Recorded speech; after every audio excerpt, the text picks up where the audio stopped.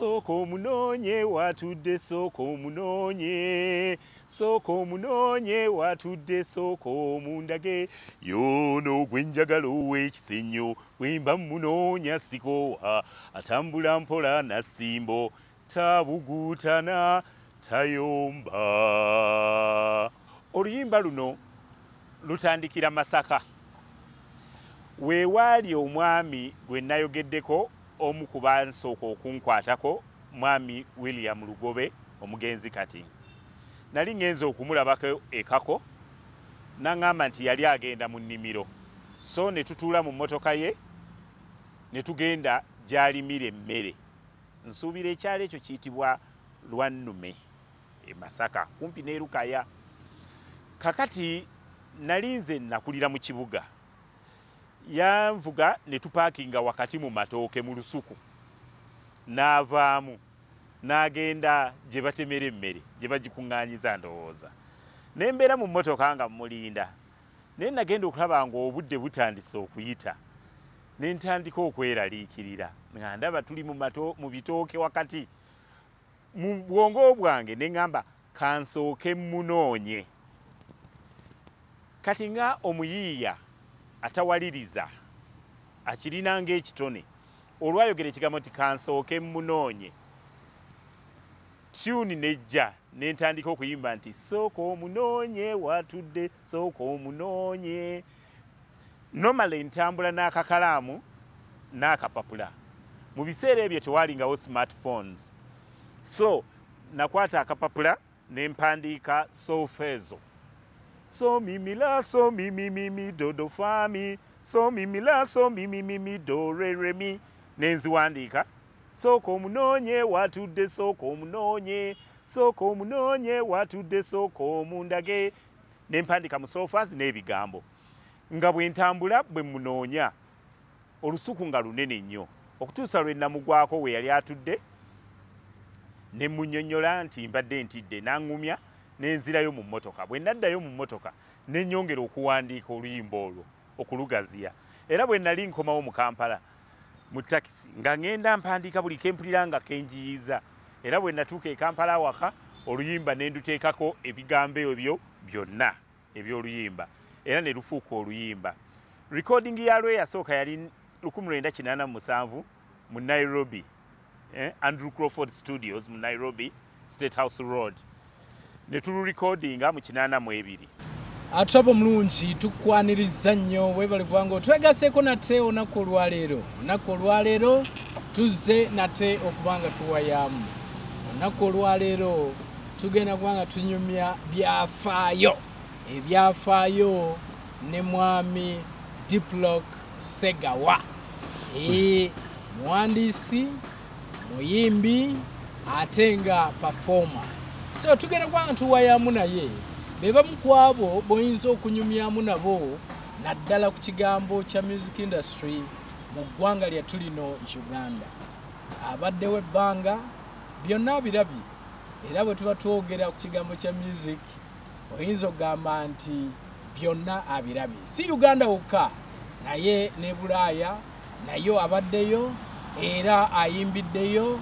Tujja kubanga tuwayamu naye tulabe janeye ebadde etya naddala mu kigambo kino eky'okuyimba ate nga ne famire gyavaamu anaatubuulira kuba bwe mba nningizizaako ebitonotono ndabanga ddala bayimbi. Ne katuwayemu naye tulabe kikyatugamba olunaku olwaleero. Nsanyusa okukulaba Muzeeyi Diplock Ssegawa. Ndowooza bwe ngamba Muzeeyi Diplock Ssegawa mba sikuvodde kubanga waliwo abamu nga bw'omuyita Muzeeyi ajula okukuba empi agaani agamba nti ni Muzeeyi. Saba nsanyusa okulaba era njagala kusaba ombulize ku bantu baffe abo abatulaba. Mbalamusiza nnyo bannaffe mwenna abatulaba ku mutimbagano wano. Mwebale emirimu, mwebale okwagala Uganda. Amannya nga bw'agoogedde mutabani wange nze Diplock Ssegawa Katumba era nga ndi muyimbi muwandiisi wa nnyimba era performing artist. Weewaawo nsanyuse okulaba olunaku olwaleero. Njagala oyo atulaba asooka akumanyi bwetwogera mwami Diplock Ssegawa Katumba yani avawa asibukawa. Diplock Ssegawa Katumba banzalira Bugerere Nazigo. Tata wange yaliyo nga headmaster w'essomero lya Nazigo Kabaka's Government School. Ennaku zino baliyitibwa Nazigo Public School. Gye yali nga asindikiddwayo ng'omusomesa. Tata wange ye Benyamini Katumba Batwerinde omugenzi, ne maama wange ye Aida Nantumbwe Katumba naye omugenzi, ne Ddira Nkima. Naye nga nsibuka Wakiso mu Busiro gye banzaala. Akaalo bakayita Kababbi Bulondo. Akaalo Kababbi bakayita Kababbi Bulondo. Akaalo bakayita Kababbi Balungi ababbira Obuganda Omulangira. Ekyo tuli kinyumyako Omulangira okuva mu Bunyoro okufuuka kabaka wa Buganda bamutereka Kababbi. Mwami Diplock Ssegawa nkimanyi nti bannayuganda abo batulaba bandyagadde okumanya ensibuko y'okuyimbako. Otandika ddi okuyimba? Otandika ddi okumanya nti olina ekitone eky'okuyimba? Olwo olugendo luwanvu. Nazaalibwa mu famire nga nnyimbi. Taata wange yali muyimbi ne maama wange nga muyimbi. Taata nga muyimbi ate muyimbisa ate nga musomesa. Twakulira mu maka nga galimu eddiini ate twazaalibwa abaana 10. Kati mu mwaka gwa 1960 mu gyenkaaga awo nkaaga ndowooza nga mu 67 nga ntandise okutegeera. Nategeera nga tuyimba waka ne tukolera taata concert, taata ne maama ne bakulu baffe. Nze omu ku basembayo wansi, so bakulu bange ndina bangi. Gw'omu ku bato abasembayo abasatu. So nga tukolera maama ne taata ne baganda baffe concert buli lwa Sunday we twavanga mu kanisa nga olwokuba taata yali musomesa nga wabeerawo nnyo desks ez'amasomero. Kati nga tuyimirira ku desks ezo ne tuyimba ennyimba ku Sunday. N'olwekyo eyo memory yange esooka. Ne mu mwaka ogw'enkaaga nga nina emyaka 10 waliwo mukulu waffe Benon Katumba yali asoma Lubiri Secondary School.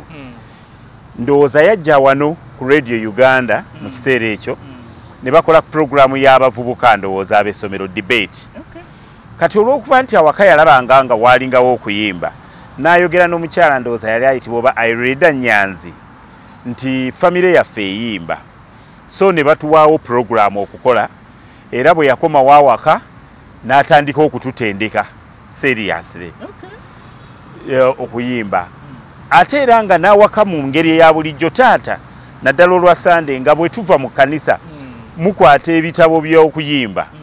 Buli omu n'akikwata solfa notations ne muyimba, naye bwe wabeeranga okoze mistake nga taata ajja akugolola wano yimbawo bw'oti wano yimbawo bw'oti ne bakulu baffe.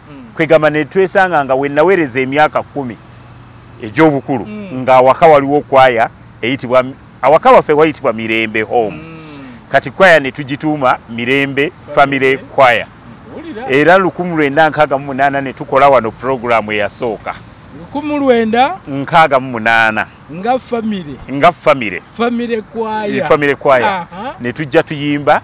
Eyo yali ntandikwa butandikwa emyaka ejjaddirira nga 20 nga tukola programu wano ku UBC nseera ekyo nga Radio Uganda ne ku UTV e Nakasero nga wabeerangawo programu eyitibwa ennyimba ez'okutendereza Katonda.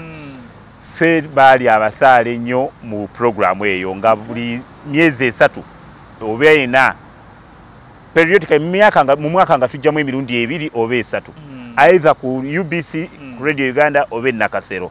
Ng'era batuweereza emmotoka ey'ekitongole kino neetunoneranga ddala awaka. Mu biseera ebyankaaga mu 8 twasenguka taata na resigninga mu by'okusoma mu by'okusomesa n'ajja ku butaka ewa Kiso Kababbi Busiro okuva mu 1970. So kati programu ezaddirira zonna ezo nga batunona wano ewa Kiso nga ng'emmotoka zijja ne zitunona ng'era batuweereza edda byabanga very organized nga bwe tuba tetunnajja ba producers ba program bajja waka ne batutegeka bulungi nnyo ne twambalako bulungi ne batulaba kyetwandise nga audition ne batunulira program ne bababuulira mudde mukole bwe muti omukyala Irida Nyanzi Eva Kabalika gwa mukalazi Kyobe be baaliwo mu kiseera ekyo ne ku UTV ngeriyo Turiza Matovu eri Wamala benzijukira kaabo ne omwami Ndoza batte nga bajja ne batuproducinga then ne fyoka kati okuyimba awo ye history wako bwente bwenkutandika era twayimbira ddala nnyo mu kiseera ekyo n'enkyusa n'ennyimba nnyingi nga tugenze mu myaka gy'ekinaana natandika okutranslating ennyimba okuzijja mu kitabo ky'abazungu ekitibwa Sacred Songs and Solos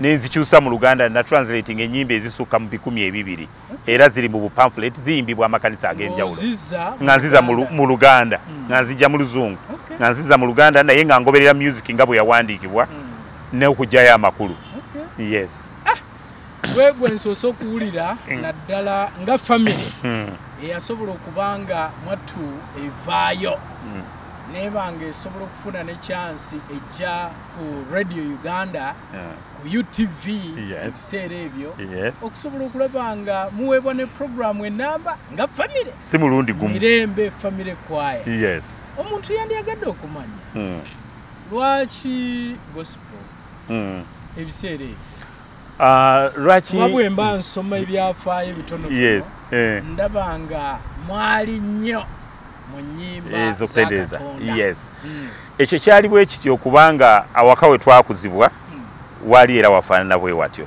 ngaliwo nnyo okusaba n'okubeera nga tutambulira mu ddiini ate era ennyimba abayimbi bangi naddala abayimbi abalungi njagala kubeera very serious ku nsonga eno abayimbi naddala abayimbi abalungi babeera balina background eya church music kubanga mu kanisa mubeeramu okuyigiriza okutalikwa kukuwa microphone ate muyimbira mu tiimu ate nga muyimba ekintu kyekimu that is alto soprano alto tenor bass kati mubeera abantu olusi mukaaga mu buli ddoboozi naye mwenna nga muyimba ekintu kyekimu kale mulina okubanga mufaanana nga temukoze ensobi so kati training eyo eya church eba nnungi nnyo buli muyimbi yenna oba buli yeetaaga okuyimba yandiyisengako mu church mulimu training ebeera ennungi ennyo okusinga eya pop music yes newonobeera pop musician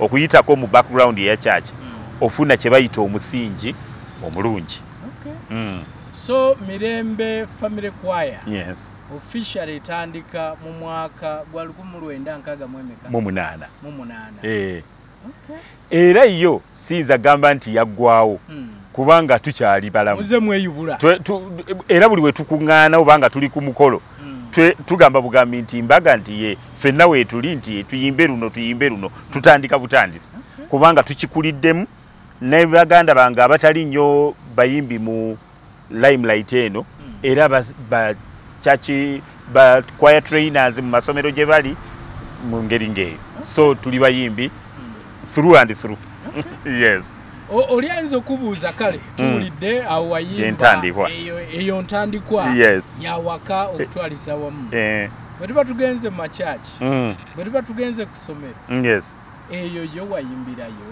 nnyo ekikusesa nti taata bwe yava e Bugerere n'atandika essomero ekababbi erirye lyaliyo naye nga n'aliteekamu amaanyi okulisitula ku kyalo ng'ayagala okuba nti ekyalo kwagenda okukaddiira kuliko obuyigirize kuliko okusomesa nga bwe yali omusomesa eyasomesa ebbanga eddene so kati n'atuleeta nange ne bannyinaze abato so nga essomero liva ku P1 ne lituuka ku P3 lyagenda nga lyongerwako kutuusa lyatuuka ku P7 naye kati kyenzijukiramu ekineewunyisa nti we nabeerera mu P3 nga nze choir prefect P3 nga nze choir prefect era essomero lyaffe ne lirondebwa okukiikirirako district mu kiseera ekyo ng'eyitibwa Mpigi district obaani yali akyadde byabufuzi ebyo enamayumba mu biseera ebyo ya Obote 1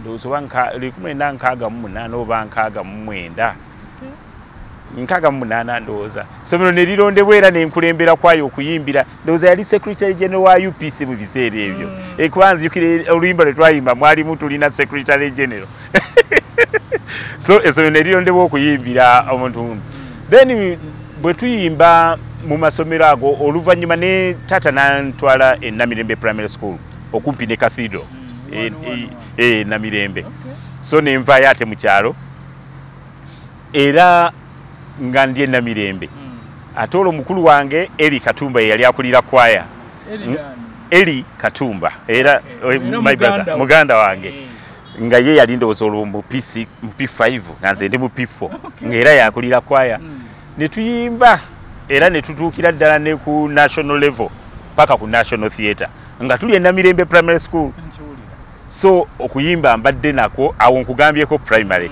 bwe natuuka mu secondary Lubiri Secondary School era I was the choir prefect okay twamitanga choir leader era ne nkulembera choir eyo paka ku national level mu National Theatre 1976 so okuyimba mbadde ne bwe nagenda mu college Kichwamba Technical Institute Masaka Technical Institute ngera ntandikawo choir ne bwe bateriiwo yes bamuyimbi owolula ozoyimba okutwaliza bulamu bwange bwonna enyimba zozoyimba nga background bwe yali eya gospel eno yonna ozoyimba gospel olwo 1982 nakyusa nentandika okuyimba enyimba zempita entertainment with a moral face enyimba ezirimu kwegamba okusanyusa abantu naye nga mulimu omulamwa ogwo morals tukiyite tutyoba empisa yes empisa ndowooza kyekyo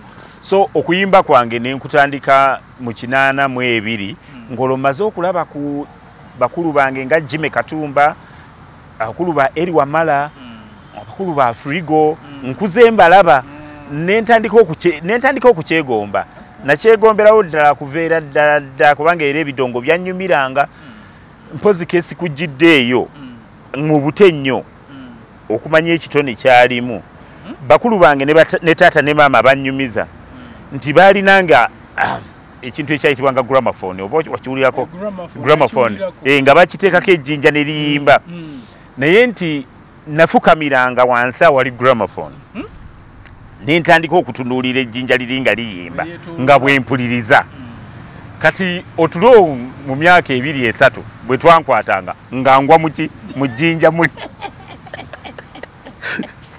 nga gramophone erekerawo okuyimba awo nga bategeera nti awo Diplo akoze eki yeebase ng'olubansitula bantwala naye nti nga sakkirizanga kuvaawo genda kwebaka okuggyako nga mmaze kugigwamu bugwe kwegamba nga kiraga nti nga mpuliriza nnyo ebintu ebyo so kati ennyimba za Eclas Kawalya Eri Wamala nakula nziwulira nga sinaweza na myaka 5 Eri Wamala nzijukirira ddala ennyimba ezo nga taata azigula ne Eclas Kawalya Kanyike abo mu buto ddala ne Mwami Serukenya nabo nabawuliranga mu biseera ebyo then bwe nkulamu olwo tutuuse ng'Erubiri Secondary School Afrigo netandika nga bayita Afrigo Black Power nga naffe tweyita bwe tutyo nga tukyagala nnyo tuli Lubiri tukiwulira era weyita Afrigo Black Power waliwo ne bandi yayitibwanga Cranes Afrigo mwe yava nga tuwuliriza nnyo ennyimba ezo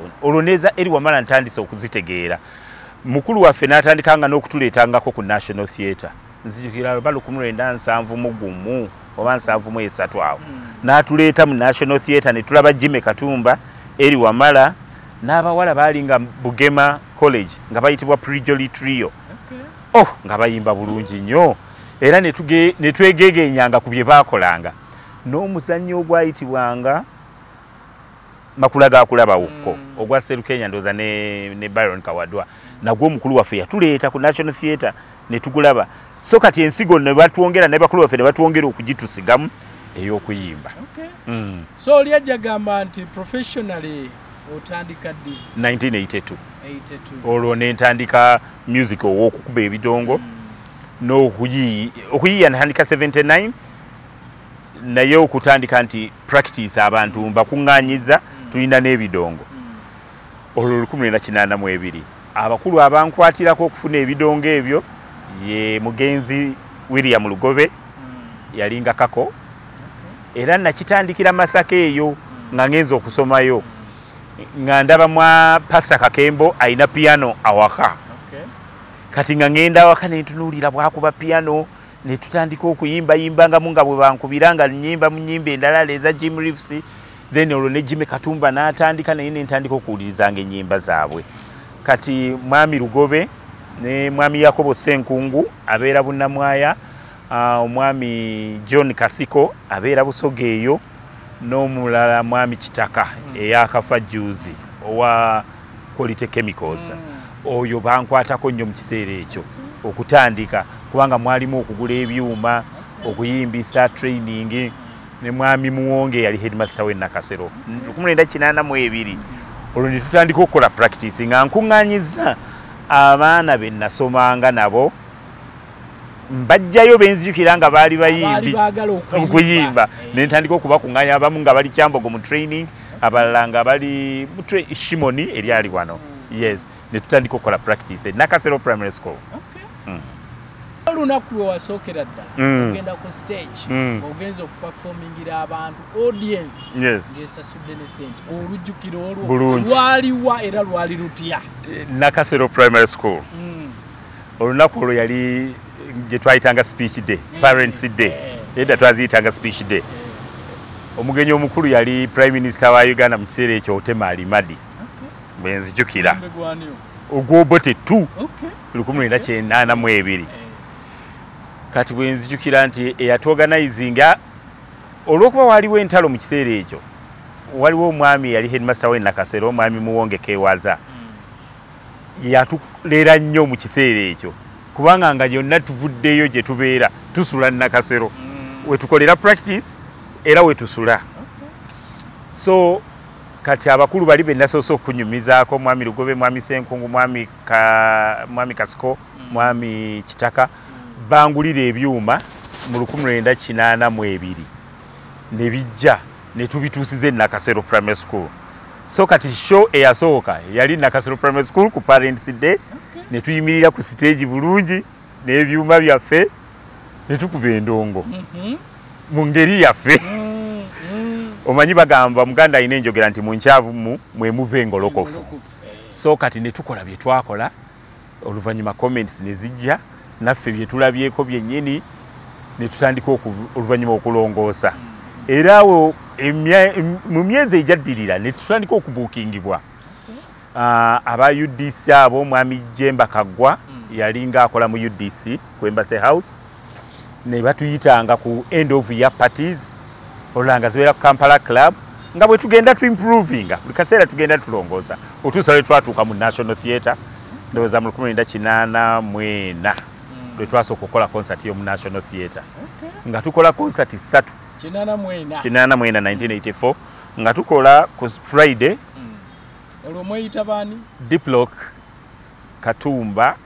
Segawa Katumba and the Rains oluvannyuma nekibanga kirimu clashinga ne Jimmy Katumba ne tukifuula Diplock Segawa and the Rains naye awo mu 1984 ne tukola show mu biseera ebyo walingawo insecurity n'olwekyo nga show tetukola za kiro za misana tutandika ku ssaawa 8 ne tukola show esooka ku Friday ebeereemu ku Saturday ku ssaawa 4 ez'okumakya ne tukola show ey'okubiri ssaawa 4 era buti ng'abantu bali mu show ate nga bajjula mwana wange yes ne ku 8 ne mutandika endala negwa badigida ne mutandikawo endala negwa ku ssaawa nga 10 mwenda 10 bwabanga buyise nnyo ng'eggwa ku 9 abantu ne baddayo ewaabwe ku Sunday ssaawa 4 nga show etandika esooka show endala netandika 8 negwa ku 9 oba ku 10 abantu ne baddeeka show bwe zaabanga yes weewawa Trouble mulungi tukyali ffenna tukyagenda maaso n'okubanga tuwayaamu tuli ne mwami Diplock Segawa Katumba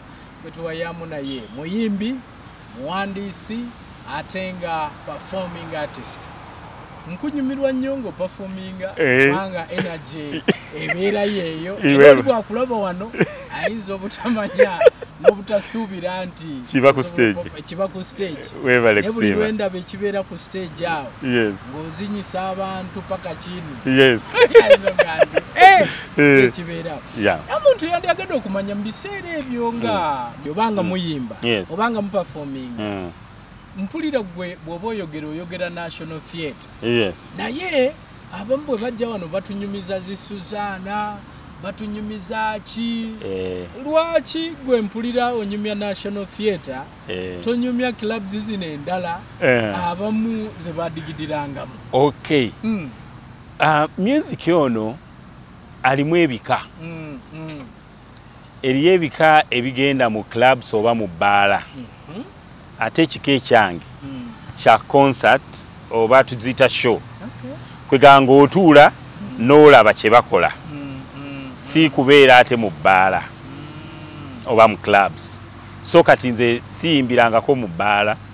Siyimbirangako mu bbaala, siyimbirangako mu club. Era ne bwemba yake meka jomaze mu kuyimba kati 38. Toyimbirangako mu bbaala. Toyimbirangako mu club. Ono music bamuyita batya? Music oba muyita batya? No, kati music lwakuba ulira mu diploko omuntu yenna bw'awulira music. Ekisooka okujja kuwuliriza ekiddako kuzina kati awo tugenda mu mabaala mu clubs oli gy'asuubira nti ebyo gye bibeera. Era abamu n'abalokole wano tubalabye mu mabaala babeerayo.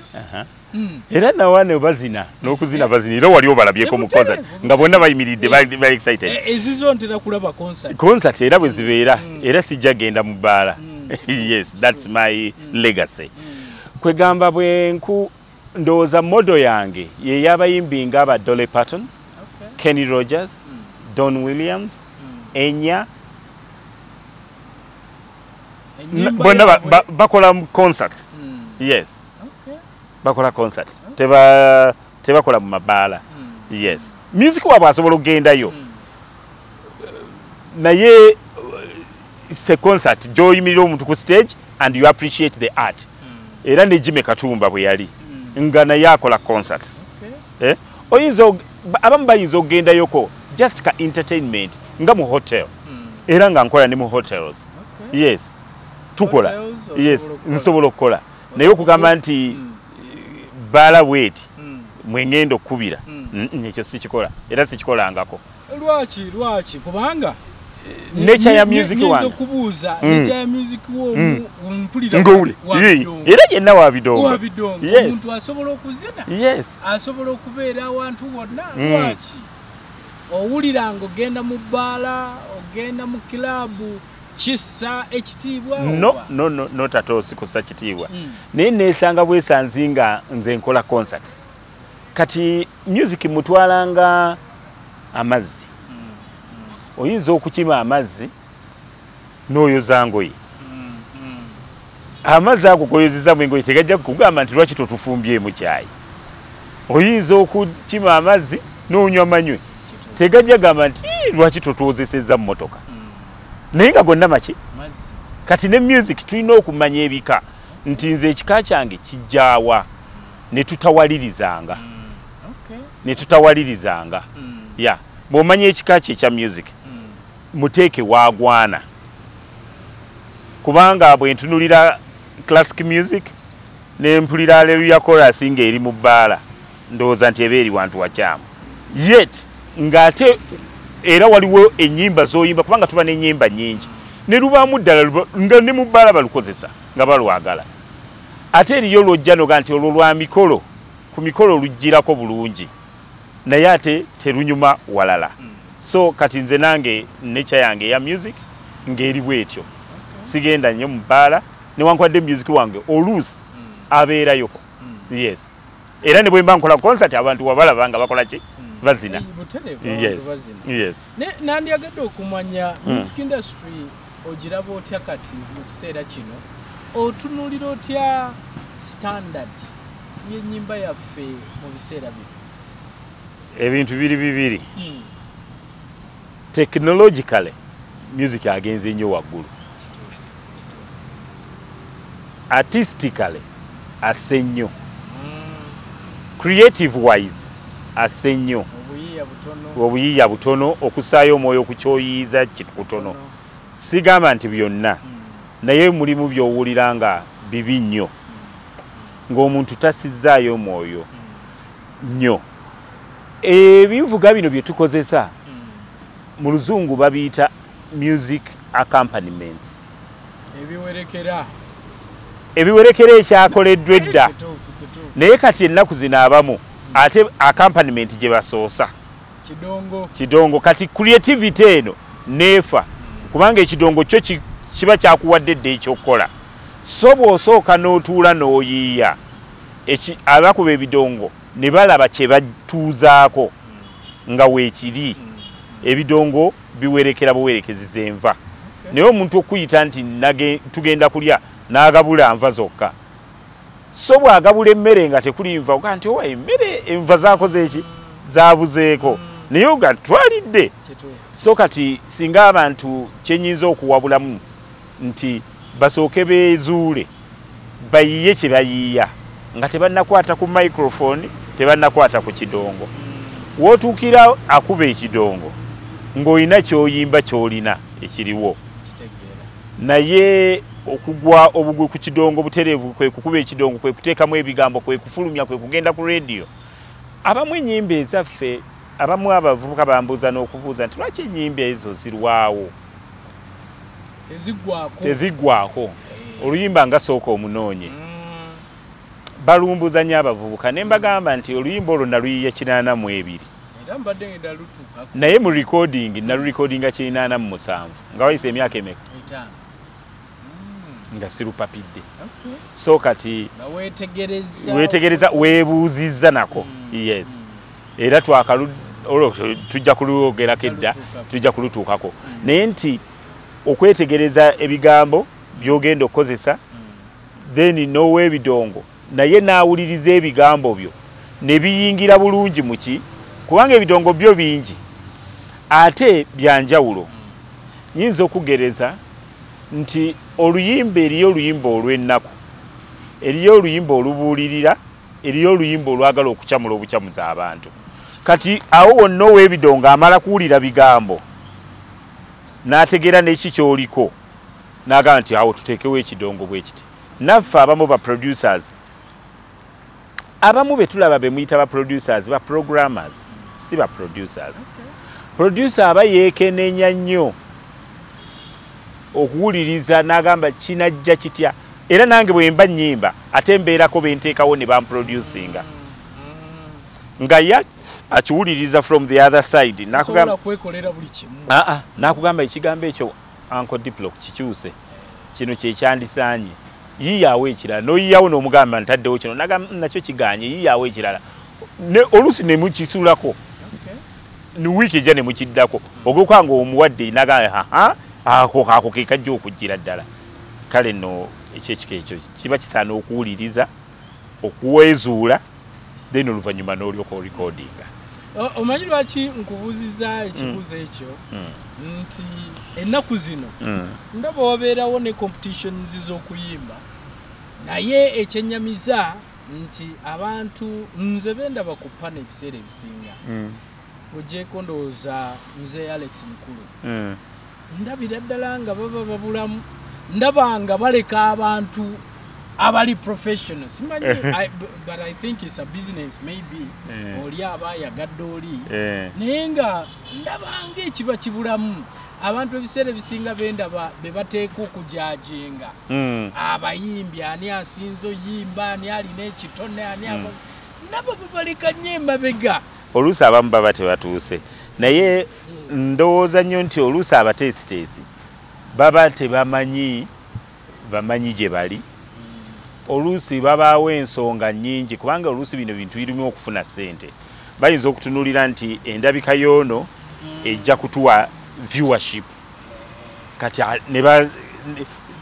percentage ne bagendera awo so bwe bateekayo omu omumanyi nga balala si bamanyi bulungi katugendera awo ye trend atrabo mulungi ye Mwami Diplock Ssegawa gwe tuli naye olunaku olwaleero nga tugenda maaso n'okubanga tuwaya musajja muwandiisi muyimbi, performing artist. So gwe tuli naye olunaku olwaleero. Nze Diplock omuntu yandiyagadde okumanya albums meka sofa z'olina. Era ennyimba zino omuntu yandiyagadde n'okwongera okumanya nti ozikoledde Uganda wano oba ozikoledde Bulaaya. Nyimbye ennyimba nnyingi era nezendikoodinze nnyingi. Naye nga okusookera ddala alubamu yange yasooka okulikodingibwa yali eyitibwa Tuzimbe Eggwanga Lyaffe. Twagikolera Nairobi mu 1987. Mu kiseera ekyo twagenda ne tukola albums 3. Tuzimbe Eggwanga Lyaffe, No More Fight ne On the Road to Freedom. Twazikolera mu Nairobi mu studio eyayitibwa ABS. Okuva lwe natandika mbadde nga mwegendereza nnyo mu studio kije nkozesa. Era y'ensonga lwaki nti saakozesa nnyo studio za mu Uganda mu kiseera ekyo tezaali nnungi. Newankubadde nga nange oluvannyuma ate nakola studio mu Uganda. Naye album ezisooka nazikolera Nairobi mu 87, eyaddako nengikolera mu London mu Bungereza eya Friendship. Eyo nayo yatunda nnyo era abantu oluyimba baalumanya nnyo olwa Friendship. Eyo twagikolera mu London mu 1991 ne tugifulumya. Then mu 1992 ne tukola albums 3 mu London, Beera nange ne Pate Song n'endala njerabiddeko, naye nga nakakola albums 12. Then oluvannyuma 96 ne tugenda mu Sweden. So nkoze albums 12 ezasooka nazikolera Nairobi, ezaddako mu London. Then nenkola Make Peace eyaliko ekyakutwala kyeki Sooka Omunoonye once again ne tuziddiramu e Sweden mu 1997. Then awo ne mmalawo ebbanga nga sinna recordinga. Then okutuusa ate 2007 ne nziramu albums endala 2. Nkomyewo nagikolera London, n'endala Twagala ne Tuteese nayo negikolera London. Kati bwe nakomawo wano nga nvudde London n'enkolayo eyitibwa Nja Kubyogera. So far ziri albums 12 nga buli emu eriko ennyimba 10 okuggyako emu eriko 8. So mwami Diplock Ssegawa waliwo oluyimba era buli Munnayuganda yenna alwogerako oba kumpi oyinza ogamba buli lunaku oluyimba lwo luyimbibwa. Tunagenda eyo mpulirayo UPRS byesimanyi nnyo oba obiganyuddwamu otya naye tunaawulira mu maaso eyo gye tugenda. Oluyimba luno Sooka Omunoonye nze kuba natandika ddi okumanya nti gwe waluyimba naye ebbanga lyonna oluyimba lubadde luzanya nga terinamanyi, ffe abamu nga teryamanyi ani yayimba luyimba luno. Oluyimba luno oluyiiya ddi, oluyimba ddi, kubanga ddala lukoze era ndowooza ojja natubuulira by'oluganyuddwamu kubanga bannange lwolukoze. Sooka Omunoonye. Sooka Omunoonye oluyimba olwo lutandika bwe luti. Nali Masaka. In fact mwami Diplock Ssegawa ndowooza kyengenda okwagala ogenda kutuwaamu ne ku akapera tusooke tugende mu maaso, tusooke tulugendemu olwo okulwogerako ku history. Yes, abawala be basooka ne bayima nti Sooka Omunoonye watudde, Sooka Omunoonye, Sooka Omunoonye watudde, Sooka omundage yono